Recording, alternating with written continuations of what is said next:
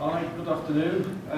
It's been a good pre-season for you, results-wise, hasn't it? But how are you feeling in terms of where you are fitness-wise with everybody after today? Are you where you want to be?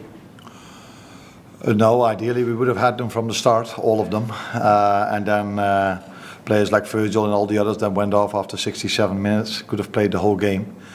But I'm pleased if you look at the situation. So these players had to go to a holiday.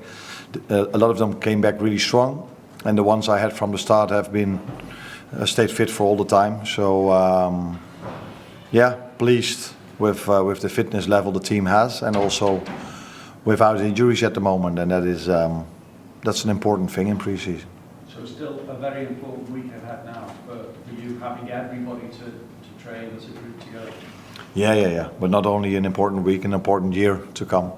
We have to improve day by day, and I think we saw today in both games a lot of good things. But I can make a big list also of things that we have to improve, which is completely normal. Some of them with the certain new ideas we have only been with this for a week, so they have to adjust on that. They have to adjust on each other maybe with these some new ideas.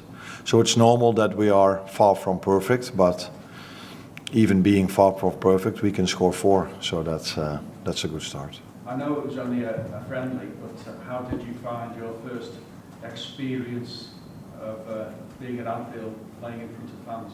Yeah, that's always nice. No matter which team you lead, always if you play a home game, it's always nice. And if you lead a team for 15,000 fans, it's nice. If you lead them with 50,000, even nicer. And if you lead a team that has 60,000 fans that are also constantly behind the team, similar to my former club at Feyenoord, then yeah, those are always games to look forward to. And I got a taste of it today. Can I just ask you about strengthening the squad in the transfer window that remains? Nobody is being brought in as yet. Are you still on the lookout?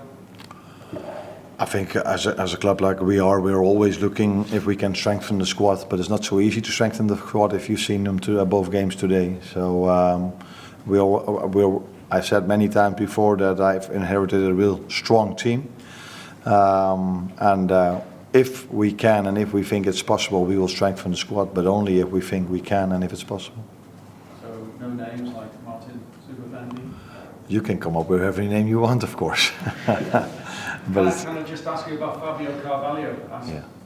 Has agreement gone through with Brentford for his move away from Liverpool?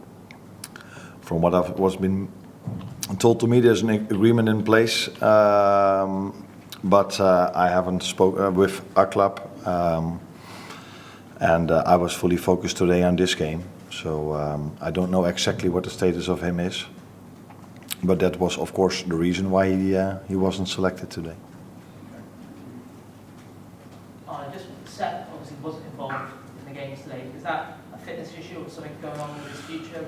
No, there's load management, the way we call it, and of course a player like Ned, who's training with us for a long time, deserved to have some playing time as well. So it's a combination of a player that has already made a lot of minutes, and we don't want to take the risk of him getting injured, as we don't want with anyone. But with him, we thought it was best for him not to start today. That had all to do with load management, and that Ned also deserved to play today.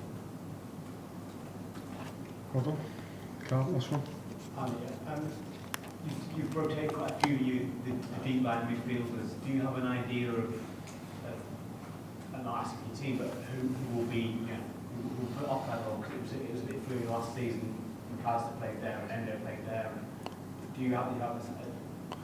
You mean with deep? You mean the number 6 position? Yeah. And your question is?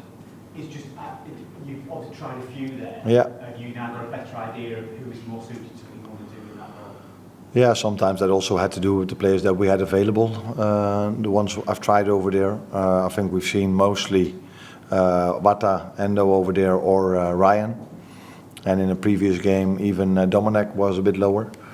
But I have quite a good idea which player suits there at this moment, in my opinion, best. But like I said, we're only 1 week working together with some players, so sometimes you feel, oh, this is the best number 6, but then the combination with the other two might maybe not work out that well. So it's not to say that the ones that play today will play next week or the weeks after. We are still in a situation where we are constantly evaluate which is the best team for us and which is the best lineup. And today you saw this, but it's not to say that it's the same next week. Very last one, Nick. Josh Jackson from the Anfield. Arne, you didn't take long for your name to be sung today in the first game. How do you feel about the way that the fans in the city have embraced you so far? No, only positives. So what you hear is that they sing my name, but when I'm in the city or when I've stayed for a while in Titanic, those people and also the one at AXA have been really nice to me. But it's mostly like this if you become a head coach. People are always nice to you, especially before, if you haven't lost yet. Although we did lost once against Preston. So that helps, but no, in general, I think people have been nice to me and have given me a warm welcome. Not only me, also the rest of my staff as well.